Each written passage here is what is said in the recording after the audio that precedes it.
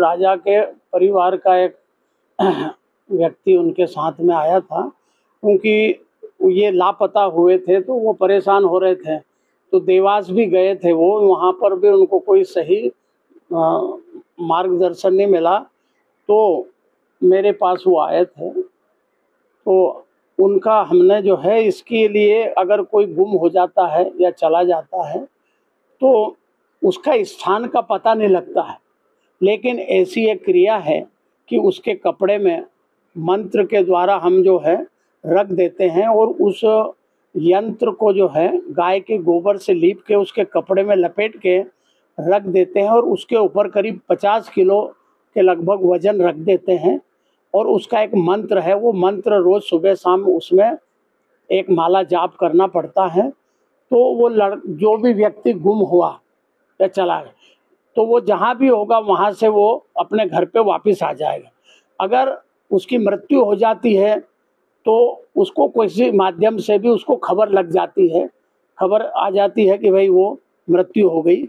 ये उसकी एक हमारी जो क्रिया है उसके माध्यम से पता लगता है और वो व्यक्ति वापस आ जाता है। तो वो हमारे पास आए थे तो हमने उसका एक वस्त्र मंगाया था और उसके अंदर वो क्रिया करके रख दी थी। और जैसा उसने करा तो 5वें दिन उसको ये 2 तारीख को सूचना मिल गई कि उसकी मृत्यु हो गई है और उनको ये पता लग गया। तो यंत्र में क्या क्या लिखा हुआ?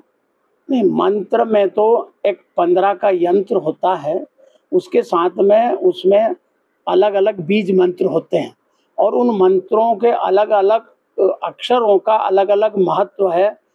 किस व्यक्ति को गुम जाने पे कौन से 5वें से अक्षर से लिखना पड़ता है और अन्य प्रकार के जो कार्य उसके भिन्न भिन्न प्रकार के अक्षर से उसको लिखना पड़ता है।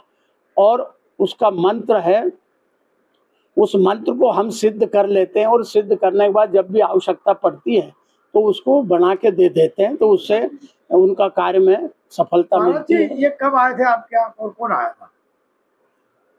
वो उसके राजा के परिवार का, उनके परिवार का ही लड़का था और वो शायद 23 तारीख को ऐसे आए थे। तो उसमें 23 को नहीं, शायद 28 को, तो 5वें दिन उनको पता लग गया, मतलब 2 तारीख को उनको पता लगा तो 28 को मेरे पास आए थे, मेरे से लेके गए थे, तो 5वें दिन उनको इसका पता लग गया। वस्त्र के साथ क्या क्या लेके आए थे? नहीं, केवल वस्त्र ही मंगाते हम और फोटो।